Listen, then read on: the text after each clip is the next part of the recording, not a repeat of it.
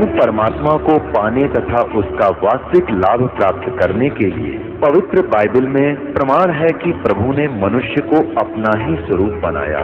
6 दिन में सृष्टि रचकर 7वें दिन विश्राम किया।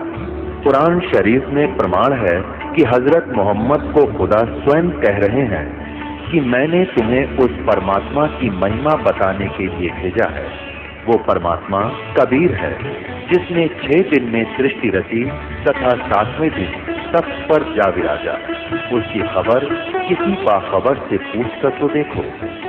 कृपया अवश्य सुनिए जगत गुरु तत्वदर्शी संत रामपाल जी महाराज के अमृत वचन।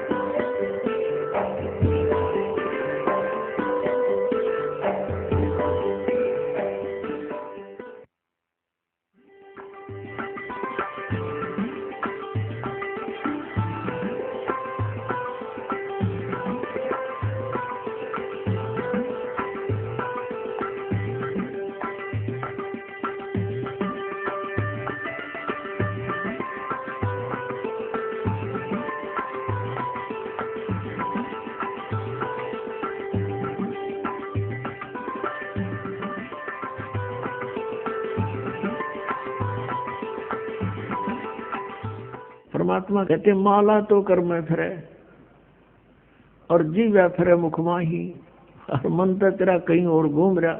ये तो सुमण नहीं। 108 मंत्र आपको बताए जाते हैं। ज्यादा भी कर सकते हो, कोई बात नहीं, और किसी दिन कम भी रह जाए तो चिंतित नहीं होना चाहिए, क्योंकि परमात्मा को पता है काल ने यो एजेंट छोड़ रखा मन ताकि यो भक्ति ना करने दे तुमने। लेकिन कुछ दिनों के बाद आत्मा इस पे प्रभावित ऐवी हो जाएगी और बैठ के इस पे भजन कराया करेगी। फिर श्वास का मंत्र आ जाता है, ये मन भागता है, फिर थोड़ी देर पाछा फिर चेतन हो जाए, फिर करे। तो ऐसे करता रहे, ऐसे अभ्यास बनेगा इसका, ऐसे ही चलता है। और कुछ दिनों के बाद आपको रात्रि में भी, स्वप्न में भी आपका सिमरण शुरू हो जाया करेगा। सोते सोते सोते सोते श्वास उश्वास से। और एक श्वास उश्वास की इतनी कीमत है सतनाम की, 2 अक्षर की। और तीसरे का तो कहना है कि सार नाम तो वो तो एक कब जता हुआ घना काम करते हैं। तो इतने धनी बन जाओगे आप इस भक्ति से।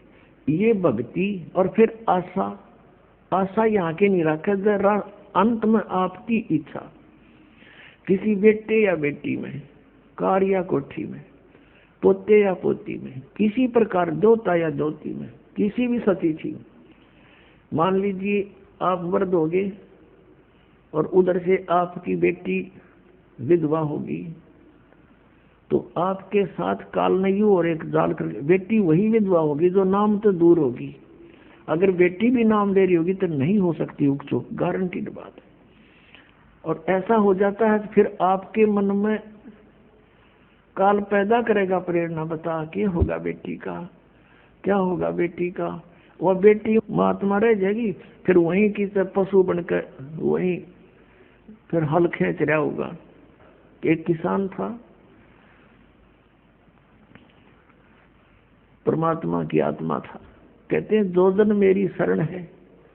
पुणात्मा आप समझोगे, क्योंकि बालक नहीं बुद्धिमान समाज है आज मानो।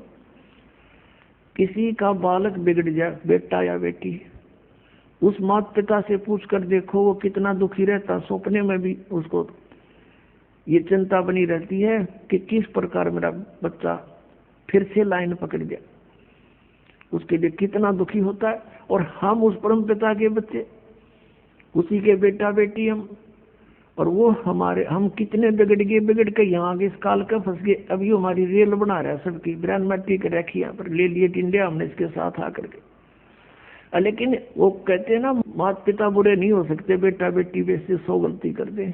अब उसी विधान से वो हमारा पीछे फिर रहा है।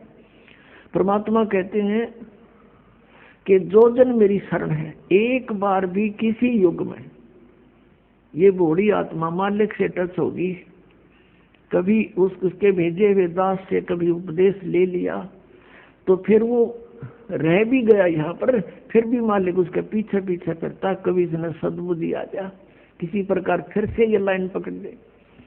तो ऐसा ही एक किसान था। अब उसके पास परमात्मा गए, उसे राम रमी करी, क्योंकि पिछला संस्कार जो होता है उसमें गुण होते हैं। उस किसान ने कहा, आओ महाराज, आओ बैठो, भोजन पाओ महाराज, दूध लाओ रे तेरे चाचा महाराज खातिर दूध लाओ। बहुत सेवा करी। अब परमात्मा ने कहा, भक्त कहा, चौधरी साहब कुछ भक्ति भी कराया करो। बोला जी भक्ति करा हम खूब है। क्या करते हो? शिव जी भगवान का जल चढ़ा जा और श्याम जी की पूजा करते हैं। आठम ने पूड़े तार लिया, द्वास ने खीर बना ले, और कभी कभी गंगा स्नान भी करके आते हैं। परमात्मा लगे उन्हें समझान, काफी देर तक सत्संग किया, समझाया। अब पुण्यात्मा जी काफी प्रेरित हुआ, महाराज बात तो सच्ची कहो तुम, कहा फिर उपदेश ले लो भाई। अकना अभी नहीं, अभी तो बालक छोटे छोटे हैं, इनको कुछ इनकी विवाह कर दूं और ये काम संभालने जोगे हो जाए महाराज जी, फिर पक्का नाम ले लूंगा। परमात्मा चले गए, साधु रूप में थे। बालक भी विवाह कर दिया बच्चों का, वो सारा कारोबार भी संभाल रहे हैं और पोता पोती भी हो रहे हैं। तब परमात्मा गए, तक भाई भगत अब तो आजा मेरी शरण में। ने बोला, महाराज जी तू अच्छा पीछे पड़ा, मेरे छोटे छोटे पोता पोती हैं, बच्चे खेतों में काम करें, इन बालका ने कौन खिलावेगा? नहीं मारे बालक ठीक हो जाए, पोते पोती मारे बड़े हो जा थोड़े से, फिर आना। अब वो फिर गए परमात्मा। 5-7 वर्ष के बाद बूढ़े की टिकट कटी पाई, वो मर लिया। अब क्या देखा कि वही व्यक्ति अपने ही घर में बैल बनकर आ रहा है और पुत्र उसने हड़ में जोड़ रहे। वहां पहुंचे परमात्मा। अब वो बच्चे जाने थे महाराज को कि आओ महाराज जी, आगे कहा गया भाई। बोला भाई डटिए, एक दो बात कर लो तेरे पिताजी पे। वो बच्चा बोला, जी पिताजी की तो मृत्यु हो रही। बोला भाई, वो परमात्मा बोले मुझे मालूम है। अब उस बैल के पास गया, कान में कुछ मंत्र से बोले। वो उसने तो मंत्र लागे थे, परमात्मा उसकी भाषा में बोल रहा था। तो बैल ने अंदर से बोल तो वो नहीं सके था, अंदर की भाषा भी जानते हैं मालिक। अब उसने कहा, बाबा परमात्मा ने कहा, ईब तो आजा मेरी शरण में, तेरा यू शरीर छुटवा दूंगा यहीं पर और तुझे मनुष्य जन्म दिवा दूंगा। तेनों कहा, महाराज जी तू जा अपना काम करे। अब मेरी जगह पर कोई और बैल आ गया, काम ठीक ना करेगा तो मेरे बड़का का टोटा नहीं हो जाएगा। अब परमात्मा चले गए, भाई ठीक है। कुछ दिनों के बाद क्या हो गया कि वो बैल और शरीर भी छूटना ही था, कभी ना कभी मृत्यु होगी। फिर वो बन गया सर्प। अब सांप बनकर इसको याद आती है कि कुछ पैसे दबा रखे हैं मैंने, धन पहले जमीन में छुपा दिया करते, चोरी के डरते हैं। चांदी के सिक्के, सोने के जेवरात, आभूषण जमीन में दाब दिया करते। बूढ़ा मर जा बतान पावे को नहीं, फिर वो सर्प बनकर आया करे, उड़े हमारा सर्प आवे है। वो सर्प थारा है कि मैं लग गया होगा पिछला संस्कारी को, दाब रहा होगा 500-200 रुपये की तकून में, उन्हें ढूंढता फिर। अब वो सर्प बनकर आ गया। वो जो ही सर्प बनकर घर में घुसा, बच्चा ने पता लग गया उसके मारे लठ। वो डंडे डंडे मारने लगे, इतना मोरी में निकल के, और बाहर उसका जंगल सा था उसमें खिसक गया और वहां पड़ा पड़ा कर रहा है सांप। अच्छे डंडे लाग रहे, उसकी सांकड़ी गई टूट। तो परमात्मा आए और वहां बैठ कर बोले, सुना भगती अब के सलाह तेरी? ने बोला, जी ले लो शरण में। ने बोला, वह शरण मत आया पर सांकड़ी तोड़वा का आया तो। अब परमात्मा कहते हैं, जहां आसाता बासा हुई और मन कर्म वचन सुमरियो सोई। 8वें अध्याय के प्रथम मंत्र में गीता ज्ञान दाता से अर्जुन ने पूछा, कि प्रभु आपने जो 7वें अध्याय के 29वें श्लोक में जिस तत्ब्रह्म के बारे में, अध्यात्म ज्ञान के बारे में, सभी कर्मों के बारे में जो बताया है कि उसके जानने के बाद प्राणी की ओर जरा और मरण से छूटने का ही प्रयत्न करता है। जरा माने बुढ़ापा और मरण माने मृत्यु। ये बुढ़ापा सबसे बड़ा कहर है इस प्राणी के ऊपर, मनुष्य के ऊपर। अपने अपतमाओं कदे बूढ़े बूढ़े घबरा जा, अब घबराइयो ना तुम, क्योंकि ईब मालिक का नाम लिए पाछे आपको इतना सारा मिलेगा, सत्कर मान लियो, आपको पता भी नहीं चलेगा ये बुढ़ापा है या आप युवा हो। दिखने में बुढ़ापा होगा लेकिन कष्ट नहीं आने देगा दाता, और थोड़ा बहुत आता है तो तुरंत ठीक करेगा। कति ये गारंटीड बात समझ लेना। इस पूरी मर्यादा में आप रहोगे, ध्यान से भक्ति करोगे, और वृद्ध अवस्था में आदमी घनी भक्ति करेगा। उसने तो अपना दरिया दिखा है टाइम की भाई के बरा कब बात बन जा, और वो भक्ति खूब करता है। ये दास एक बार सत्संग कर रहा था मनोरपुर गांव में, और उनका जो पिताजी था वो था तो अच्छी आत्मा का, लेकिन वो ये ज्ञान नहीं था बेचा किसी को भी। तो वो सत्संग सुनता रहा रात्रि में, और हुक्का पीवा अपना बैठा बैठा, हमने माइक ला रखा था, और वो विरोध कर रहा था इस बात का, क्यों फंड कर रहे हो, पाठ कराओ हो। दूसरे दिन शाम ने वो बुढ़ा आ गया। वो लड़के के जोन से सत्संग हो रहा था, उसकी पत्नी थोड़ी पत्नी नुस कह रही थी, बाद में बता दी। मैंने न सोची ये बुढ़ा ही पता नहीं क्या कहेगा महाराज ने, ये बैठ गया आकर, उसकी आंखें में पानी आ गया। 60-65 साल का व्यक्ति था। नो बोला जी मैंने ये बात आज तक नहीं सुनी थी जो आप ज्ञान सुना रहे थे, और मैंने तो सारा जीवन खो दिया इस धंधा पीठ के, मेरा केरा होगा, मेरा क्या होगा। मैं बोला जी आप नाम ले लो और भक्ति करो, भगवान सबकी सुनता है। अब क्या भक्ति करूंगा, मेरा तो टाइम आ दिया। यूं कह फिर रोन लग गया, और कहता मैंने तो सारे जीवन में मेरा धंधा कराया है, खूब जमीन बना दी बच्चों के लिए, और ओक्का भी गणाए पिया करूं, और आपने ओके में तो बहुत पाप बताया।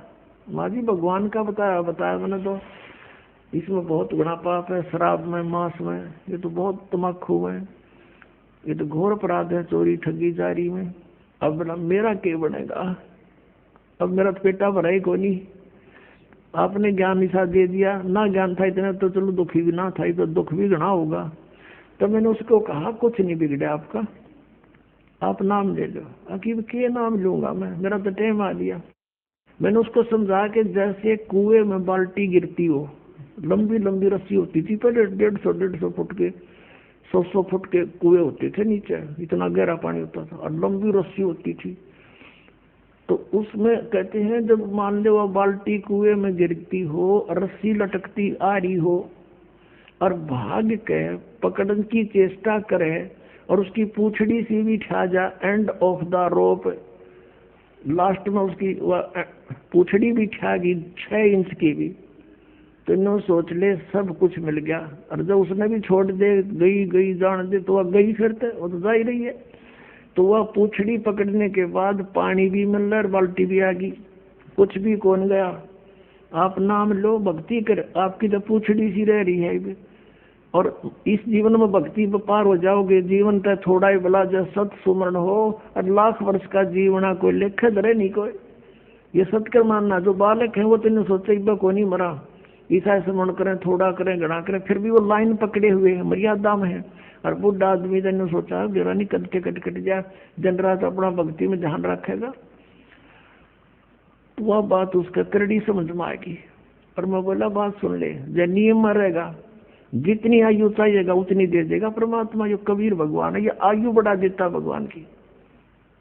तो जो बोला जी फिर तो नाम दे दो। मैं बोला हुक्का नहीं पियोगा, आज जब फोड़ दूंगा इस हुक्के ने। उसी दिन तो परित्याग कर दिया और भक्ति करी। 10 साल और जिया वो बुढ़ा, 75 साल की उम्र में आराम से मृत्यु होगी। अब भगवान किसे कहते हैं? भगवान ने इसलिए तलाश करते कि शायद दुखी प्राणी हो, और कितना पापी हो, कितना अपराध कर गया अनजानपने में, परम पिता को बुरा नहीं लगता वो बेटा अपना बेटी। अब परमात्मा कहते हैं शरण पड़े को गुरु संभाले, और जान का बालक भोला रे, कहे कबीर तुम चरण चित राखो, जो सुई में डोरा रे। अपने गुरुदेव के प्रति इतना लगाव रखो अटूट, जैसे सुई में धागा डाल दिया जाता है तो उससे दूर नहीं हो सकता, वो लटकता ही रहता है साथ के साथ। तो ऐसे आप ये मर्यादा, ऐसा लगाव अपने गुरु जी से रखना पड़ेगा। और फिर कहते हैं शरण पड़े को गुरु संभाले, जान के बालक भोला रे। जैसे अनजान बच्चा पालने में झूल रहा है, उसने टट्टी भी कर दी, पेशाब भी माए कपड़ों में कर दिया और हाथ पैर सारे खराब कर दिए। अब माँ आती है, वो देखती है कि तो सारा काम बिगाड़ रखा है, उसने बेटा या बेटी बुरा नहीं लगता, उसको पता है कि बालक से इसको पता नहीं, उनमें नवावेगी, धोएगी, कपड़े धोकर सुखावेगी, फिर उन्हें दूध पिलावेगी, सीने तो लगावेगी, प्यार करेगी। तो ऐसे ही परमात्मा को जानो तुम, सतकर मानना ये कबीर हमारा भगवान है, ये परम पूज्य परमात्मा कबीर देव ये हमारे पिता है, ये हमारी माता है, यही हमारा सच्चा साथी है। तुमेव माता च पिता, तुमेव बंधु च सखा, तुमेव विद्या च द्रविण, तुमेव सर्व मम देव देव, ये वो परमात्मा है। अब इस परमात्मा को आप आज इसे दिखाई दो, जैसा मान वो बालक टट्टी पेशाब करके पालने में पड़ा है, आपको पता है ये ज्ञान को ना, इसलिए ये बुराई कर गए, इतना पाप इकट्ठा कर लिया। अब ये सारे सने पड़े हैं अड़ंगे में, ये कर्मों से पापों से, कोई ओका पाड़ा है, कोई दारू पीवा है, कोई ताश खेला है, कोई और रिश्वतखोरी कर करके कर रहा अपना जीवन कर्म बिगाड़ दिए। तो उस परमात्मा ने बुरे नहीं लगते, वो नो दो मांझ का आपको फिर अपने सीने से लगाने योग्य कर लेगा इस सत्संग रूपी जल में दो गए। तो हमने परमात्मा कहते हैं जहाँ आशा ता बासा हुई और मन कर्म वचन सुमरिय सोई।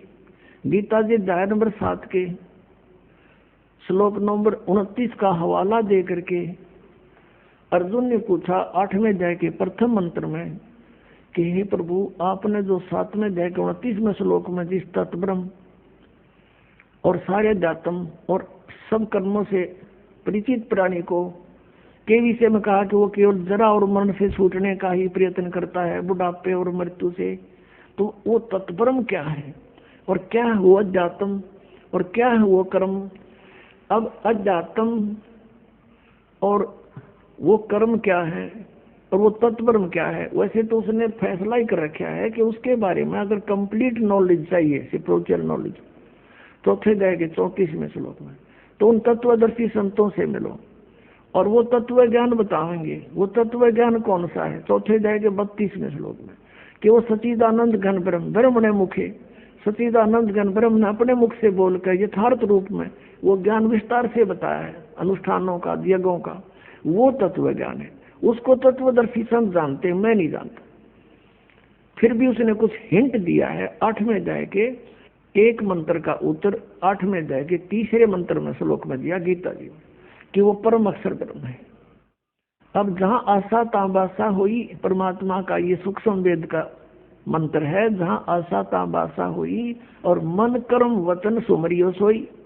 अब 8वें अध्याय के 5 और 7 में, 8वें अध्याय के 6ठे श्लोक में गीता ज्ञानदाता कहता है कि एक नियम है, अंत समय में जो जिस भी इष्ट में भावित रहता है, जिस भी इष्ट की भक्ति करता हुआ और उसी में आश्रित रहता है, तो वो उसी को प्राप्त होता है।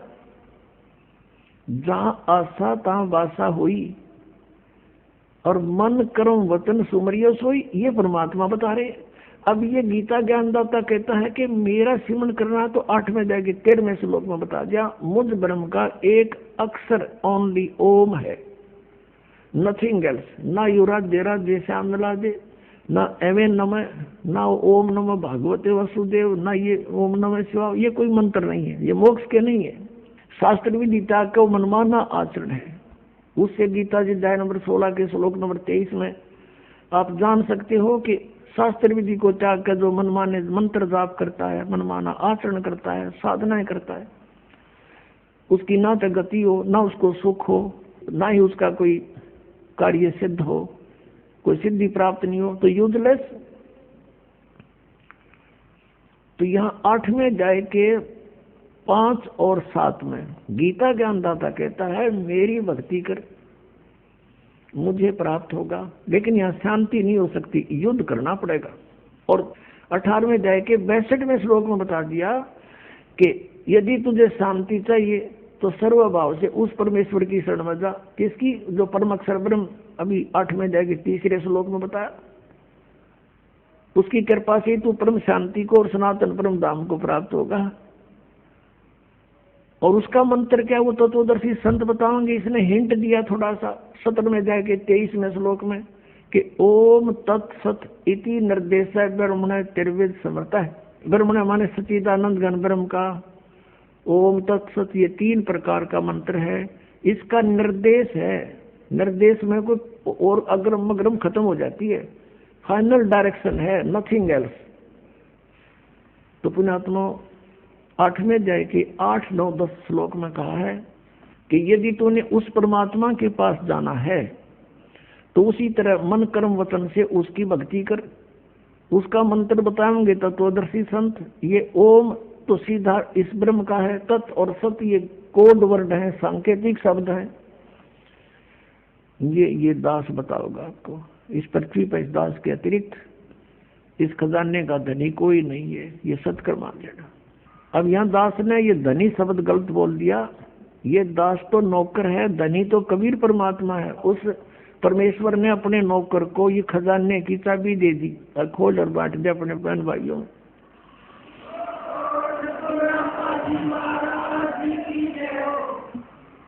अब इसको प्राप्त करो और भक्ति। अब जैसे वहां कैसे जाया जाएगा, आशा भी वहां की हो कि नहीं, ये मन मान लो।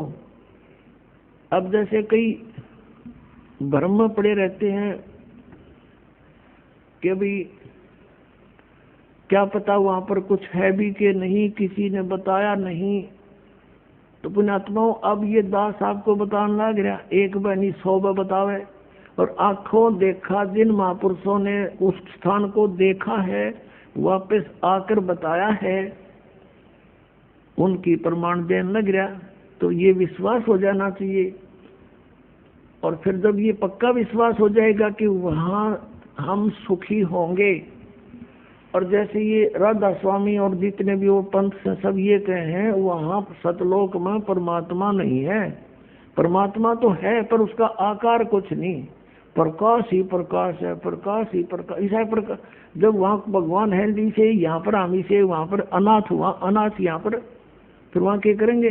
कहते हैं वहां अमर पद में जाकर आत्मा अमर आनंद लेती है और जल में मिलकर जल का रूप हो जाती है। फिर टट्टू आनंद लिया जब डूब कर मरगी जाते ही, वह आनंद क्या लेंगे? वो कहाँ लेंगे, कैसे लेंगे आनंद वो? अब ऐसा आनंद है जैसे यहाँ कोई आदमी दुखी हो जाओ, कोई कोर्ड से, कष्ट से, तो घर वाले भी नो क्या करेंगे, भगवान यू मर जाए तो सुखी हो जा। और मेरे पास हो गया सुखी, घर गधा बन गया, पता क्या सुख होया उसने। तो ऐसी थ्योरी इन पंथों वाले की है जो भगवान को निराकार प्रकाश प्रकाश बता रहे हैं और उसमें डूब के मरने की सलाह दे रहे हैं। तो क्या रुचि बनेगी वहां जाने की? बन सके किसी की? वो बनावटी बातें हैं ये, वो झुंड के झुंड इकट्ठे हो रहे हैं, क्योंकि आत्मा भगवान बना रह नहीं सकती। वो इसलिए सोच रही है शायद ये कह रहे सच ये बात होंगी, पर वहां जान की नीत किसी की कोई ना, और साधन नहीं वहां पर जाने के। तो ये साधन है, ये मंत्र है, ये सब प्रमाणित हैं, सब सदग्रंथों में लिखे हुए हैं, शास्त्र अनुकूल साधना है। और जिन महापुरुषों ने भगवान की भक्ति की, उन्होंने भी यही मंत्र जाप किए। तो आपको भक्ति भक्ति करना शेष रह गया, ये अग्रम अग्रम खत्म होगी, शंका खत्म होगी आपकी। और जब तक शंका समाप्त नहीं होती हम भक्ति कर ही नहीं सकते। तो इस प्रकार वहां की कति पक्की आस्था ला लो, यहाँ तो मृत्यु होगी, दोबारा जन्म हो गया तो वह बिरन माटी फिर शुरू, विवाह हो गया, रोटी रोटी की चिंता ना बनी तक, कोई बालक मर गया, कोई बच गया, और फिर बुढ़ापा, फिर मृत्यु, फिर पशु पक्षियों की योनियों में धक्के खाने पड़ेंगे। तो इस तरह सारा प्लस माइनस करके और फाइनल फैसला कर ले प्राणी, ये भगवान यहाँ जन्म ना दियो, चाहे हमने तो राष्ट्रपति बनाता हुआ हमने इसकी जरूरत है। इंद्र दाराज काग दादिष्टा ना भोगा इंद्राणी नु, ऐसी आस्था बन जाए। इंद्र का राज भी, काग का भी के। यहाँ किसी भी पद पोस्ट की इच्छा मत करना, ठीक है, कोई सर्विस कर रहा है वो तो अलग बात है, प्रमोशन हुआ तो हुआ, नहीं तो इस बात की आशा नहीं करे कि मैं बहुत बड़ा अधिकारी बनूं जब व्यापार पड़े। जहां रखे भगवान उसी तरह रहे, और अलग से किसी भी पद की ट्राई नहीं करे,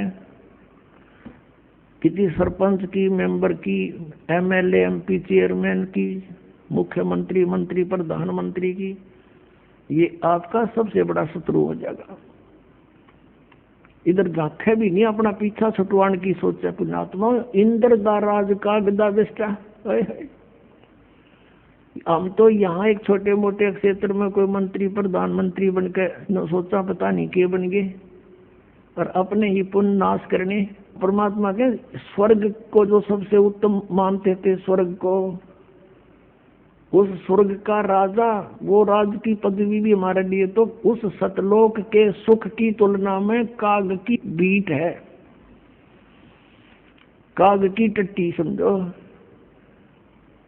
तो वो कैसा होगा वो लोक, ये समझ लो जैसे हलवे की तुलना में तमाकू कूट रखा हो। अब तमाकू कोई खा सके, कोई गणा निकम्मा खागा तमाकू ने, और हलवा किसी अंदर दे जी सा जा, बुढ़ा भी खा जा बिना दांता और वो टेस्ट लगे। तो कहने का भाव ये है कि वो स्थान और यहाँ के सुख, इतनी तुलना समझ लेना। अब परमात्मा आए थे 600 वर्ष पहले, कबीर भगवान सतलोक से चलकर सह शरीर आए थे। पुणात्माओं, आज फागुन सुदी द्वादशी, ये वो शुभ दिन है जिस दिन परमात्मा अपने लीला अनुसार, अपने गुणों के आधार से जो लीला करता है, वही लीला करते हुए सतलोक से चलकर आए थे। सतलोक से चलकर आए थे एक साधु रूप बना के।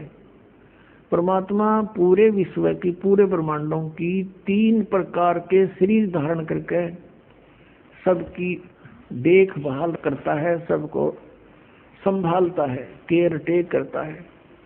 एक रूप में तो वो स्थिर रहते हैं वहां सतलोक के अंदर। उनका करोड़ सूर्य मिला दे, करोड़ चंद्रमा, इतना एक रोमकूप की शोभा है। सह शरीर है, मनुष्य दृश्य है, नर आकार है। और दूसरे में प्रत्येक युग में एक लीला करते हैं, बालक रूप धारण करके आते हैं और कमल के फूल पर जल में विराजमान होते हैं, इसलिए उनको नारायण भी कहते हैं। नारायण वही है असली में। नार माने जल, आयन माने विश्राम करने वाला, जल के ऊपर आके अवतरित होने वाले को नारायण कहते हैं। वैसे एक का है प्रभुत है, बाकी ये छोटे सारे भगवान इन प्रभु के हैं, लेकिन वास्तव प्रभु वही है। नारायण वह है। ये प्रत्येक युग में ऐसी लीला करता है। और पूर्व निर्धारित संस्कारी जो हंस होते हैं वो उन्हीं को मिलता है, उठा ले जाते हैं, लीला होती है। वो कुंवारी गाय का दूध पीता और कुछ अन्न नहीं खाता, ना कुछ दूसरा दूध पीता, कुंवारी गाय का दूध पीता है, ये लीला करता है। और यही वेद बताते हैं, और ये परमात्मा कबीर जी ने भी इसी युग में करके प्रमाण दे रखा है। तो वो दूसरी प्रकार का शरीर। और तीसरी प्रकार का जो शरीर परमात्मा धारण करता है वो जिंदा, यानी एक साधु रूप में आता है।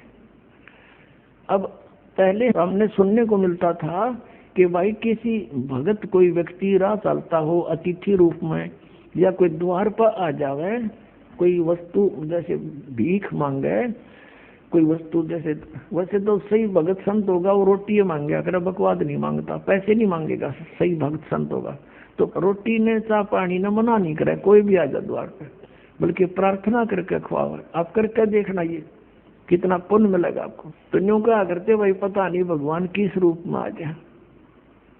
तो इससे सिद्ध है कि भगवान तो था तो पहले भी साकार ही, लेकिन इन अनाड़िया ने अज्ञान सोच के आधार से सिद्ध कर दिया था भगवान निराकार है, प्रकाश ही प्रकाश है, परमात्मा का प्रकाश देखा जाता है। अरे परमात्मा बिना प्रकाश किसका देखा? सूर्य है नहीं, सूर्य का प्रकाश देखा, सूर्य बिना प्रकाश कैसा हुआ? तो हम कति बालक थे, ये ऋषि में ऋषि भी कति बालक थे, कैखे का पता नहीं था इनको अध्यात्म मार्ग का, सत्कर्म मान लियो पुणात्माओं। अब हमने जो परमात्मा को पाने के लिए जो विधि अपनानी है, वो परमात्मा तीसरी टाइप का जो शरीर बनाता है वो साधु संत का बनाता है। जिन भी महापुरुषों को मिला ऐसे ही मिले हैं। आदरणीय धर्मदास साहिब जी को मिले, जिंदा महात्मा का रूप बनाकर परमात्मा मथुरा में पहुंच गए, और मथुरा में ये लोकवेद के आधार से वो पुण्यात्मा मोक्ष के लिए उस जोड़ में नहाने जा रहा था, जिसमें कहते हैं यहाँ कृष्ण जी नहाया करते थे, स्नान करते थे। इस ब्रज की रज पे उसके चरण टिके हैं, माथे का लाओ, ये पेट भर ऐसे बहका रहे हैं। अगर वो स्थान ही मोक्ष का होता तो श्री कृष्ण जी क्यों छोड़ कर जाते? वो द्वारका में जाकर रहने लगे।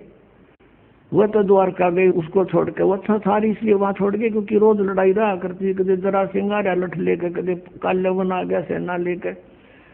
तो उस भगवान ने सोचा अपना इन मूर्खा गेला क्यों मूर्ख होया और कितना न मारूं, ये तो सबकी बुद्धि भ्रष्ट हो रही है। तो एकांत में जाकर कहते राड से बाढ़ अच्छी, वहां जाकर रहने लगे थे। द्वारका में कोई समुद्र में टापू ढूंढा गया, कोई नहीं आओगा तो अपनी सेना ने एक स्थान पर खड़ा कर देंगे। उसका एक रास्ता था, एक द्वार था, इसलिए द्वार ईका कहते हैं उसको। तो मथुरा में गए हुए थे, वहां भगवान मिले जिंदा महात्मा के रूप में। जिंदा महात्मा होता मुसलमानों के अंदर, एक काला सा ओवरकोट पहनता, घुटनों से नीचे तक का एक कच्छा और एक टोप, ऐसी वेशभूषा वाले को जिंद महात्मा कहते, जिंदा। और इसी रूप में गरीबदास साहिब जी को मिले थे। आज के दिन खेतों में गौ चरा रहे थे गरीबदास साहिब जी। 10 वर्ष के बालक थे, साथ में और भी कई बूढ़े, कई बुजुर्ग थे, कई अच्छी आयु के थे, कुछ जवान थे। ये सबसे छोटी उम्र के गरीबदास जी थे, 10 वर्ष के। और आदरणीय गरीबदास साहिब जी ये किसान परिवार में जाट जाति से थे। और वहाँ छुडानी में इनके नानके थे, इनके कोई मामा नहीं था गरीबदास जी के, जिस कारण से इनके पिताजी को वहाँ घर जमाई रखा गया था। ये मूल गांव इनका करौथा गांव है, रोहतक जिला में, जहाँ अपना आश्रम है। तो वहाँ ये वहीं जन्म हुआ था इनका। 10-12 वर्ष वहाँ रहते हुए हो गए थे इनके माता पिता को। तो वहाँ इनके जमीन बहुत थी, इनके नाना जी के लगभग 1400 एकड़ जमीन थी, 1400 किले। तो उसमें ज्यादातर चरागाह बनाते थे, गौवें रखते थे, वो गौधन ही पाला करते थे। अपना गरीबदास जी भी उनके पाली जाते थे, गवाले, और भी कुछ नौकर रखे हुए थे। कुछ वैसे गांव के अन्य व्यक्ति भी अपने गौओं को उन्हीं के खेतों में चराया करते थे। ऐसे कुल मिलाकर 10-20 पाली थे, गवाले थे। तो वहाँ परमात्मा सतलोक से चलकर आए साधु रूप बनाकर दिन के 10 बजे के आसपास। उसमें सभी एक जांडी के पेड़ के नीचे बैठ के खाना खा रहे थे, पाली गवाले। परमात्मा आए, सतलोक से उतरे। उन्होंने देखा उस समय वो पैदल चले आ रहे थे। उन्होंने सोचा कोई राह चलता राहगीर है, यात्री है और महात्मा है। उन्होंने सबने कहा कि महाराज आ जाओ, भोजन पालो। जिस डंडी के पेड़ के नीचे वो भोजन खा रहे थे उसके साथ से रास्ता जा रहा था कबलाना गांव से छुडानी को, वहां बैठे थे। उन्होंने कहा आओ महाराज भोजन पाओ। परमात्मा ने कहा भोजन तो भाई मैं खा के आया हूँ अपने गांव से। आपका गांव कहाँ है? कि सतलोक है, और यहाँ से 16 शंख कोस की दूरी पर है। उन्होंने सुना 16 कोस दूर होगा कोई सतलोक होगा। अब उन पालियों ने सोचा ले होगा भाई कोई सतलोक की तरतीब है। उसमें ऐसा यातायात था कोई ना, कन्वेंस थी नहीं। 10 कोस मीन 16 किलोमीटर, 17 किलोमीटर दूरी पर भी एक दूसरे को बहुत कम जानते थे। तो उन्होंने कहा पालियों ने कि महाराज हम अतिथि को कुछ जलपान किए बिना जान नहीं दिया करें, दूध तो पीना पड़ेगा आपने। परमात्मा बोले भाई दूध पिलाओ, हो तो कुंवारी गाय का पिया करूं मैं। फिर वो कहने लगे बाबा जी तेरी दूध पीड़ की नीत को ना, मजाक ना करो, देख लो भाई पिलाओ दूध, मैं तो कुंवारी गाय का दूध पिया करूं। तब गरीबदास जी 10 वर्ष के बालक खड़े हुए, और उनकी एक प्रिय बच्चिया थी, उसको लाए पकड़ के गले की रस्सी से पकड़ के कहने लगे देखियो महाराज जी इसका बच्चा तो है नहीं, दूध कैसे देगी, जैसे बच्चा व्यवहार करा करता है। परमात्मा बोले भाई कोई दूध का निकालने का है पात्र तुम्हारे पास? कहाँ जी, ये लस्सी लाए थे, अभी धो धा कर रखा साफ, ये रखा 5-6 किलो का, जो उसमें जला जा ऐसा था। परमात्मा ने कहा रखो इस बच्चिया के नीचे। गरीबदास जी पकड़ कर बैठिए, अकलो जी, ये बालक था, उन्हें सोची मजाक करें हमारा जीते। परमात्मा ने कमर पर थप की लगा दी, इसके आशीर्वाद मेरा हाथ रख दिया बच्चिया के, लंबे लंबे सतन हो गए और अपने आप दूध की धार बहगी, पात्र भरते ही बंद हो गया। बोलो सतगुरु।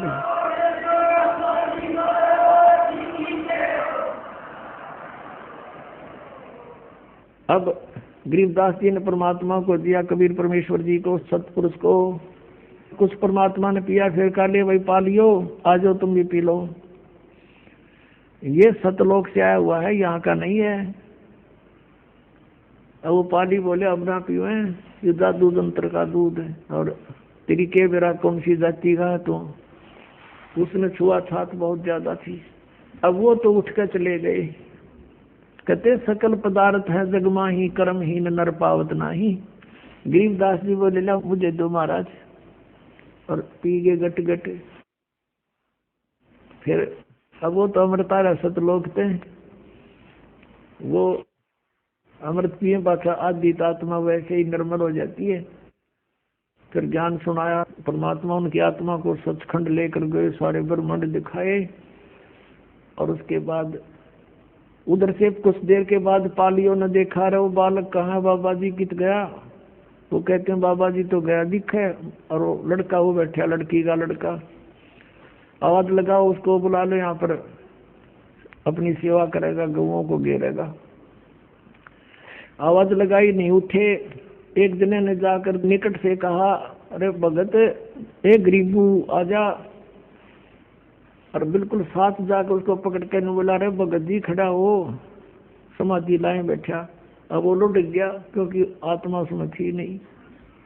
सबने चिंता होगी, सारे भाग कर आए, क्या हो गया क्या हो गया?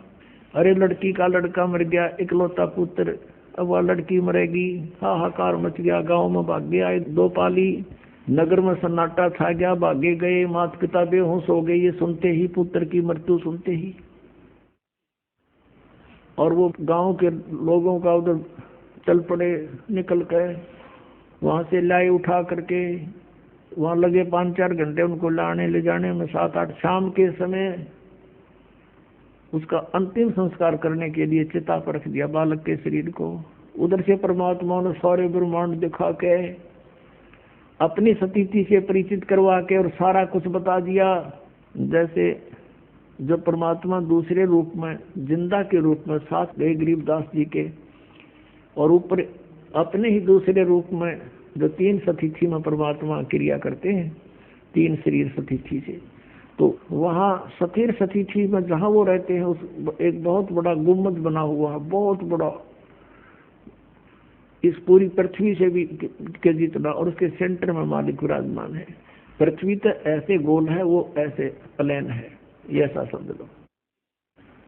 अब वहां बैठे भगवान नीचे से गए थे जिंदा के रूप में, तो परमेश्वर ने अपने ही दूसरे रूप पर चंवर करना शुरू किया।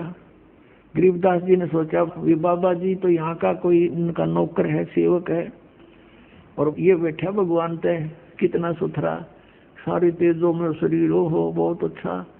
इतने में क्या हुआ, वो तेजों में शरीर जिसके एक रोमकूप में करोड़ सूर्य करोड़ चंद्रमा मिला दे, वो रोशनी भी फीकी रहे, वो खड़ा हुआ, और उसके स्थान पर वो नीचे से गया हुआ जिंदा वाला शरीर रूप वहां बैठा, और वो चंवर करे, वो तेजों में शरीर खड़ा होकर के। अब गरीबदास जी देखा भी बाबा जी भी आंडी है गति, इसको ऊपर भगवान भी इसकी सेवा करे, ये कैसे भाई? बालक था, इतने संकल्प विकल्प हो रहे थे, इतने में वो तेजों में शरीर उसमें समा गए, जिंदा वाले महात्मा के शरीर। चंवर अपने आप ऊपर सेवा कर रहा है, ऑटोमेटिक, बगैर किसी सपोर्ट के। तब परमात्मा ने कहा कि बेटा मैं असंग ब्रह्मांड का स्वामी हूं, मैं कुल का मालिक हूं, मेरा नाम कबीर है, और मैं काशी में 120 वर्ष रहा और अपना ज्ञान प्रचार किया, लेकिन मेरे ही बच्चों को काल ने अपने पाड़े में खड़ा कर रखा है।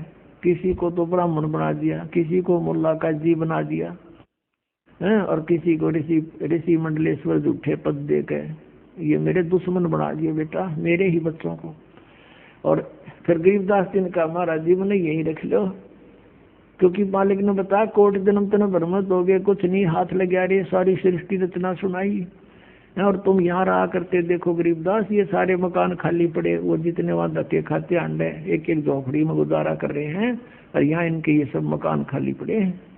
तब गरीबदास जी ने कहा परमात्मा मुझे यही रख लो, मुझे ना भेजो, यह तो बड़ा आनंद है, बड़े ठाठ हैं सारे। तो परमात्मा ने कहा तूने जाना पड़ेगा, क्योंकि तुम यहाँ से जब आप गए थे सब भक्ति से परिपूर्ण थे, आप फुल चार्ज थे। अब तुम सारे बैटरी डाउन हो रही है, अब ये भक्ति का सतनाम मंत्र दूंगा मैं, और इससे तुम फिर दोबारा भक्ति करो और शीघ्र चार्ज हो जाओगे मिनटों में। यदि इतना गजब का मंत्र है, आज तक किसी को मिला है को नहीं। और अगर मान ले कोई नकली किसी से लेकर जाप बिकना तो ये काम नहीं करे, क्योंकि अधिकारी बिना इसका काम हो ही नहीं सकता, ये अध्यात्मिक मार्ग है। तो अब तुम जाओ और अपने भाई बहनों को समझाओ जाके, तेरा परम कर्तव्य बनता है भाई बच्चा कि सबके अंधेरा हटा दे, सबको समझा दे। और उनको फिर गरीबदास जी ने कहा भगवान वहां तो बहुत गुंडा लोग ही तो डर लगने लग गया हमें, उस गंदे लोग थे। अब वहां जाने के बाद अपने माता पिता भाई बहन आने वाले पुत्र पुत्रियां उन सब का ज्ञान होता है कि ये कैसे हमारे साथ जुड़े हैं। कभी कोई कुछ था, कभी मैंने उसका ऐसा लिया था, उसका देने आ रहा है, वो सारा ज्ञान हो जाता। तब यहाँ रुचि ना बनती आत्मा की। बहुत कुछ कहा गरीबदास ने कि भगवान वहां तो कभी सारा झूठा जुगाड़ है, रख लो मेरे दाता। परमात्मा ने कहा बेटा ऐसे नहीं रखा जा सकता, आप जाओ स्वयं भी भक्ति करो। ये भगवान वहाँ भक्ति काल हमें कर नहीं देगा, ये तो बैठा देख कसाई वहां से दिखे नहीं आ रहा। 1 लाख मानुष शरीरधारी प्राणियों को नित खाता है, और यहाँ पर सबकी रेल बना रखी है, 1 मिनट की फुर्सत नहीं, एक पेट के लिए सारा दिन धक्के खा के करोड़ों पाप करके इंसान शाम को विश्राम करता है। तो परमात्मा ने कहा बेटा यू ऐसा मंत्र दे दिया, जब ही सतनाम हृदय धरो भयो पाप को नाश, जैसे चिंगारी अग्नि की बेटा पड़े पुराने घास, तो ढेर सारा घास हो। अब कितने पाप हो लिए तुम्हारे अनजानपने में, आगे ना करियो, जो जानबूझ के गलती करे वो तो फिर पिटाई करे। और फिर ऐसा मंत्र है जो आग लगा देगा, सारे संचित कर्मा का भी नाश करेगा, प्रारब्ध वालों का भी करेगा बेटा, और भविष्य में आप करोगे नहीं। और जैसे आपके कर्तव्य कर्म में, आपके प्रतिदिन के कर्म में जो पाप होते हैं वो आप पर लागू नहीं होंगे। और फिर ये मंत्र दे दिया, ये साथ के साथ साबुन और पानी का काम करेगा, जल का। जैसे कपड़ा डेली पहनते हो मैला हो जाता है, साबुन और जल से साफ करो वैसा ही फिर हो जाएगा। तो ये साधनाएं आपको ऐसी दी जाएंगी, आपका यो आत्मा निर्मल बना रहेगा और पिछले मैल उतर जाएंगे। आगे इसने रोज धोइयो, साधना करते रहना। तो बहुत कुछ समझाया। फिर गरीबदास जी ने कहा परमात्मा मेरे साथ रहना। अब बेटा कोई बात है, भगत का मैं साथ नहीं रहूंगा तो काल तो उसको सबसे पहले मार डालेगा। तो ये सब कह समझा के और भेज दिया वापस। उधर से चिता पर रखा हुआ था अंतिम संस्कार करने के लिए। जो ही परमात्मा ने आत्मा को दोबारा प्रवेश किया, वो बंधन जो ऊपर बांध रखे थे वो अपने आप टूट गए।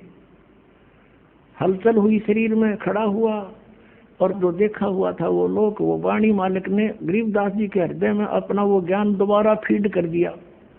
क्योंकि दाता को पता था कि काल के दूत मेरे मार्ग में आएंगे, मेरे ज्ञान को कुछ बिगाड़ देंगे, कबीर सागर वाले को। उसकी पूर्ति गरीबदास जी के द्वारा करवा दी परमात्मा ने। और कबीर सागर में लिख रखा है कि 12वां पंथ आओगा तो गरीबदास जी का संवत 1774 में मेरी वाणी फिर प्रकट होएगी, मेरी महिमा। और फिर उस 12वें पंथ में, ये 12 पंथ तक तो ऐसे ही है, ये भक्ति नहीं कर सकते क्योंकि इनका समझ ना हो या कहानी। 12वें पंथ में फिर आगे चल के हम आएंगे और सब पंथों को मिटाकर एक ही पंथ चलाएंगे।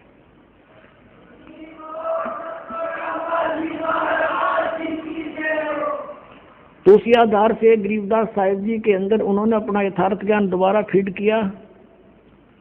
उन्होंने वो वाणी बोली और एक गोपाल दास नाम के दादूपंथी एक भक्त ने, एक साधु ने वो लिपिबद्ध की, वो जो आज हमारे पास उपलब्ध है।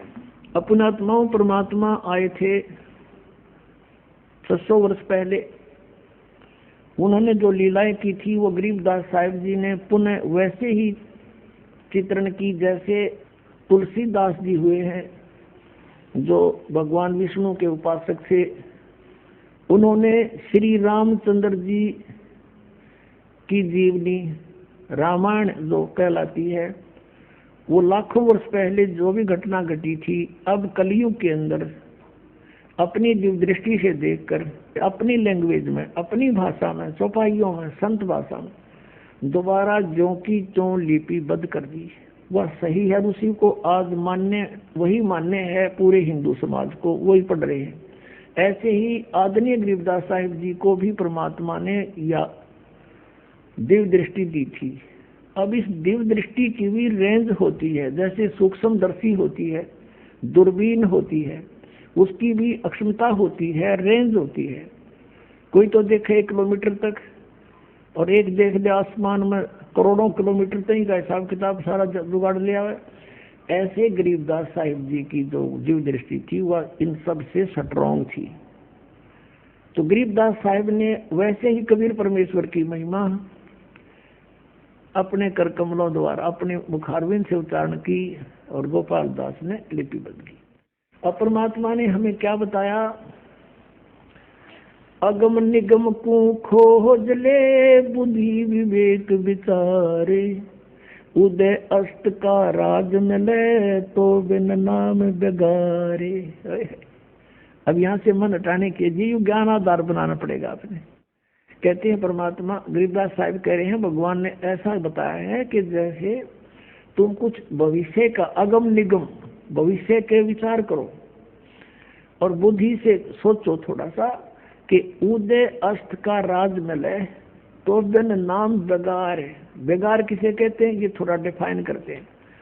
पहले समय में हम छोटे छोटे थे तो हमारे गांव से लाखन माजरा गांव तक ये 3 व्हीलर आया करता। पहले ये पेट्रोल के चाले थे, ये बड़े बड़े, और 2-3 चला करते थे। तो उनमें से एक ना आया एक दिन, दूसरे साथियों ने और भी पूछा, यात्रियों ने कल क्या बात हुई नहीं आए? वो कह रहा था कल मैं बेगार में फंस गया।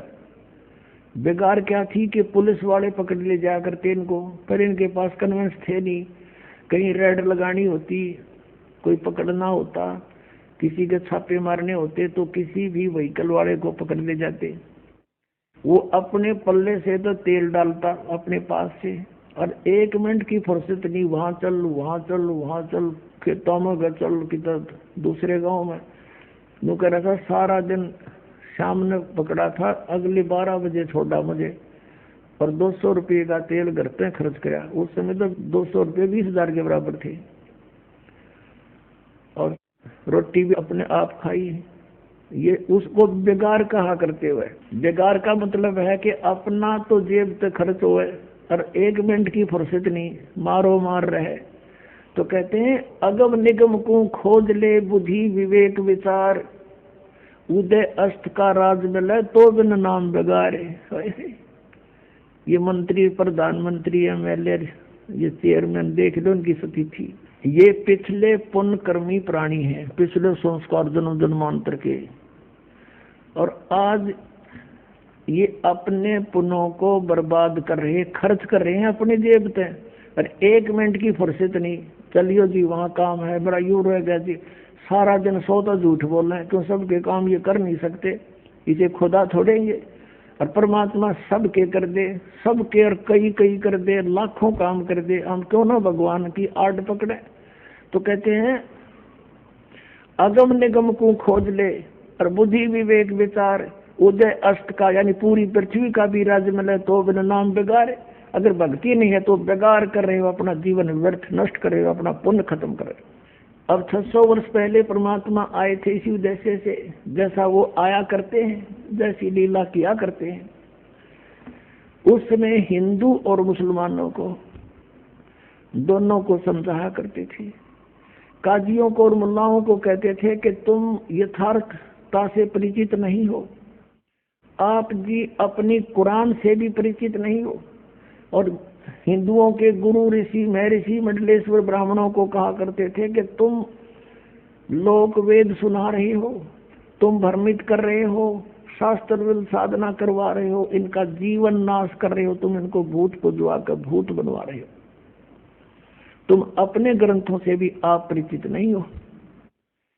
पुणात्माओं, जैसे मुसलमानों को ये अपना भ्रम है कि हम सही साधना कर रहे हैं, और वो हिंदुओं को मुसलमान जबरदस्ती भी बनाया करते थे, ज्ञान से भी कोशिश करते थे किसी तरह ये हमारे मार्ग को स्वीकार करें, हमारा श्रेष्ठ मार्ग है।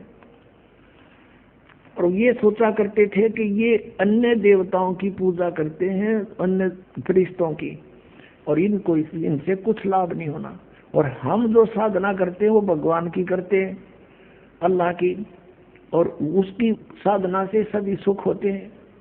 इस उद्देश्य से मुसलमान बनाना शुरू किया था कि इनका कल्याण हो जाएगा।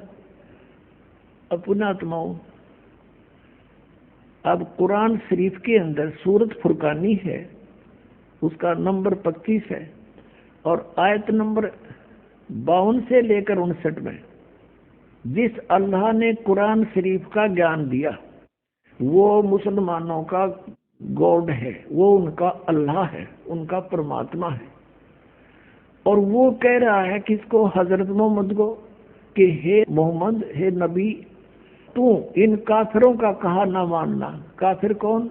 जो कबीर परमात्मा को नहीं मानते, वो कबीर परमात्मा को नहीं मानते। और मैं तुझे इन कुरान शरीफ के अंदर जो गाइडलाइन दे रहा हूँ, हिदायत दे रहा हूँ, इनको तू पक्का मानना और इनके साथ संघर्ष करना।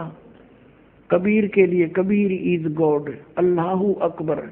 जिहाद का मतलब लट्ठम लट्ठा होना नहीं।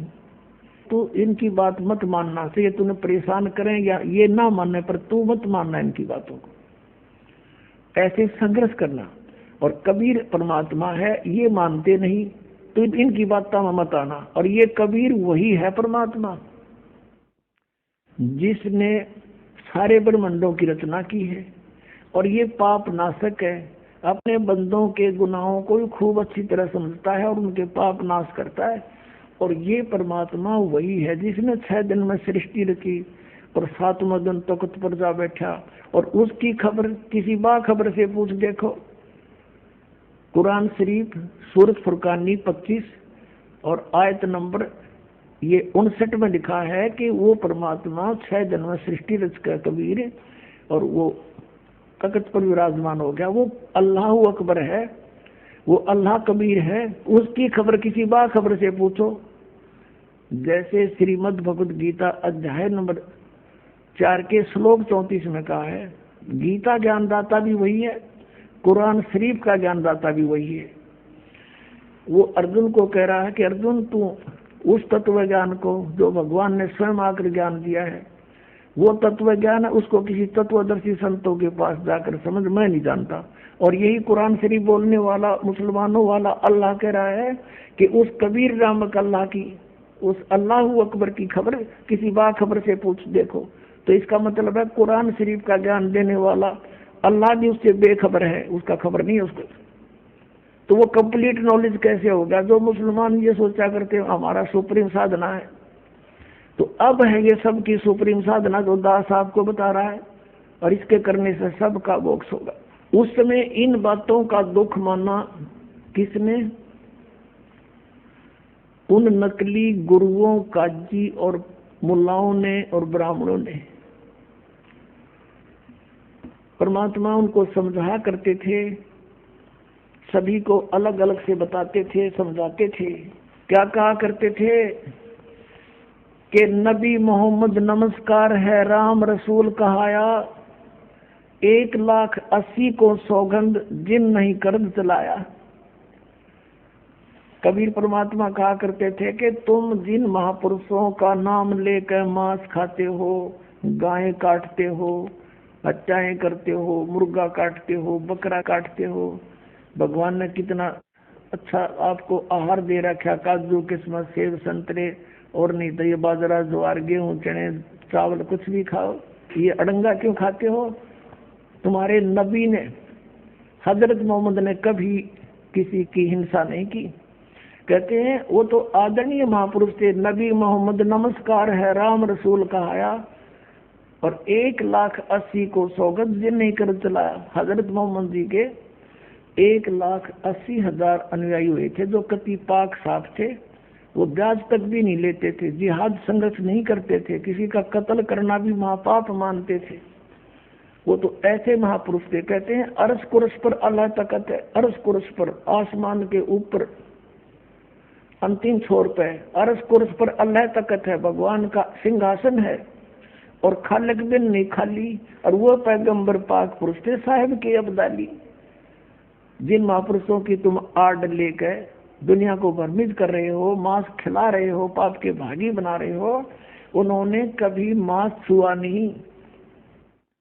कहते हैं हम मोहम्मद को वहां ले गए हो, कबीर साहब मिले थे उस प्यारी आत्मा हजरत मोहम्मद को, और उनको यहाँ एक मिनी सतलोक है परमात्मा का अलग से, जैसे राजदूत भवन होता है, तो वहां लेकर गए थे। तो वहां इसलिए रखते हैं जैसे जो आत्मा है यहाँ से ले गए वहां रख ली, अरे भी ये आ गया भक्ति युग, अब उसको जन्म दे देते हैं परमात्मा। अब ये छोटे छोटे बच्चे आने लग रहे, बहुत पुण्यकर्मी प्राणी जिनका आंखें आड़ा खुला आकर के, ये हंस है, वो परमात्मा ने स्टॉक रखा यहाँ पर इस युग के लिए, इस समय के लिए। तो वहां ये कहते इच्छा रूपी वहां नहीं रहे हो, उल्ट मोहम्मद महल पठाया, इस शरीर में वापस भेज दिया, और गुज बीर एक कलमा लाया। कहते हैं उसने रोजा बंग नमाज दे रे, बिस्मल की नहीं बात कही रे। बताओ, उन्होंने वो ऊपर से जो आदेश लेकर आया था हजरत मोहम्मद, उसमें बिस्मल यानी गाय को काटना, मुर्गे को काटना, बकरे को काटना, इसको बिस्मल बोलते हैं। ये कहते हैं रोजा बंग और नमाज बताई थी उसने। रोजा माने व्रत, बंग जैसे ऊंचे शोर माज करना है, भगवान हमारी अर्ज सुनना, इसको बंग बोलते हैं। और 5 वक्त की नमाज। कहते सिर्फ इतना आदेश था हजरत मोहम्मद का, ये मांस खाने का नहीं था। ये तो बाद में किसी फरिश्ते ने किसी में प्रवेश करके ये बकवास गढ़ रखी है, उसने कभी नहीं कहा। जैसे हिंदू धर्म में कहीं देखिए किसी में भूत प्रवेश होकर नौका में बहरो बोलू हूँ, बकरा बनाओ, दारू पिलाओ, और उसने शराब पिलावे और बकरा काटे, तो पाप शुरू करवा दिया। उस नालायक आत्मा जो भ्रमित है, भूत, उसने नाश करवा दिया। ऐसे ही वहां अगर कहीं मांस खाने का प्रावधान है तो उन महापुरुषों का नहीं है, ये किसी का। तो कहते हैं रोजा बंग नमाज दई रे, बिस्मल की नहीं बात कही रे, अरस कुरस पर अल्लाह तकत है, खालिक बिन नहीं खाली, वह पैगंबर पाक पुरुष थे साहिब के अब्दाली। वो पवित्र आत्माएं परमात्मा की कृपा पात्र थे, वो परमात्मा के रसूल यानी पैगंबर बनकर आए थे। और उन्होंने ऐसा जुल्म करने को नहीं कहा जो तुम आज मन गढ़ंत कर रहे हो। ऐसे ही हिंदुओं को कहा करते थे कि तुम अपनी गीता से परिचित नहीं हो। गीता में तुम कहते हो श्री कृष्ण जी ने ऐसा बोला, श्री कृष्ण जी तो कहता मेरे तो जन्म और मृत्यु होते हैं, मैं तो नासवान हूं अगर तुम ये मानते हो श्री कृष्ण ने गीता बोली। और वो कहते 18वें अध्याय के 62वें श्लोक में कि अर्जुन तू सर्वभाव से उस परमेश्वर की शरण में जा, उसकी कृपा से परम शांति को सनातन परम धाम को प्राप्त होगा। तो परमात्मा ने कहा तुम मिसगाइड कर रहे हो, तुम्हारे वेदों और गीता में ये हरे कृष्ण राधे श्याम राधे राधे श्याम राधे ये मंत्र नहीं है, ये शास्त्र गीता का मनमाना आचरण है।